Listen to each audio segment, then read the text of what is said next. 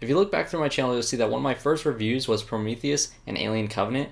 I was really excited for Ridley Scott to return back to his original franchise, and many other filmmakers actually tried to recreate the magic that the first Alien had, but not even Ridley Scott himself could pull it off. Alien is one of my favorite movies of all time, and unlike its sequel Aliens, which is more of a sci-fi action movie, this one is a straight up sci-fi horror, which combines two of my favorite genres. The Xenomorph is easily one of my favorite alien designs of all time. From its beginning stages to its final form, it is one of the scariest and the best designed monsters in all of film.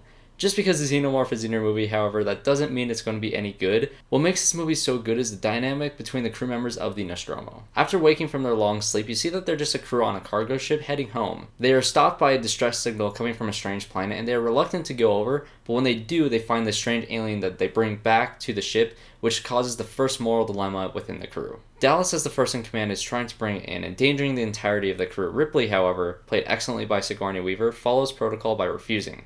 Ash, who is also very important to this story, lets them in against Ripley's better judgment. What is great about this film is whenever anything bad happens, you can see the mood within the crew completely change. Bringing the creature back splits the crew right down the middle, but when it supposedly dies, everything goes back to normal. They're eating a nice little meal, all of a sudden, bam, an alien bursts out of Kane's chest and everything is just chaos. Some movies gloss over this for the sake of more action, but you really get to see the crew grieve and see their moods change while they're trying to figure out a plan to stop this thing. I love that every single character in this movie has an essential role to play. Parker is the best one to point out as the one who spreads the tension, whereas Lambert is the heart of the crew. She's the one who is emotionally affected the most. Dallas is a wary leader who effectively comes up with some decent plans, doing the best of what he can to pull the crew together, but he ultimately fails, whereas Ripley is a level-headed true leader, the one who is capable of doing whatever it takes to survive. And then there's Ash. Spoilers for a nearly 40-year-old movie, but surprise, Ash is a robot. When you watch this movie a second, third, or even fourth time, you look at every single decision, line of dialogue, and expression that Ash has differently. Holm does an amazing job playing this character. That sole purpose is to keep this alien alive and en route to Earth.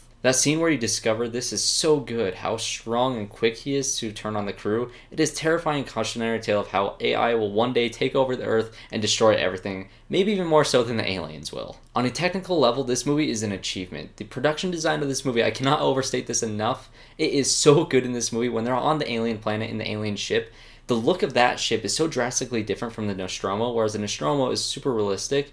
The alien ship looks so drastically different, and it's so alien. It looks so good. It's amazing. The lighting in this movie is also perfect for this movie. Whenever she's running through the halls and these claustrophobic hallways, the lighting is so perfect. I absolutely love it. This film uses practical effects for almost everything, which helps make this 40-year-old movie hold up today extremely well. Like I said, the creature design is scary. That chest burster scene is still nauseating, and Ash all busted up still holds up so strong. This movie to this day still looks incredible. There are a couple of weird edits in this movie, like when they're talking to Ash's severed head. It cuts from a prosthetic head directly to the actor's actual head, and it looks really weird, and it could have been fixed so easily if they just put a reaction shot in between those two shots, and then you wouldn't have that weird issue where you're clearly cutting between a fake head and a real head. There's also some questionable shots in space that don't hold up as well, but besides that, this movie still holds up incredibly. The characters are endearing with strong performances. Scott directs a beautiful movie. The alien is really scary. This movie has one of the most intense finales that really does pay off the movie's purposefully slow build. As you guys can tell, Alien is one of my favorite movies of all time. I reviewed 3 movies in this franchise so far, and maybe I'll wrap it up one day by reviewing Aliens and maybe some of the other ones. But for now, that wraps up day 5 of the 13 days of Halloween. Check back to the channel every single day for new reviews up until the 31st. I'm also on Twitter at the UR Movies, and the Talking Movies podcast is also on Apple Podcasts and on this channel. So thanks guys so much for watching this review, and I'll see you guys in the next one.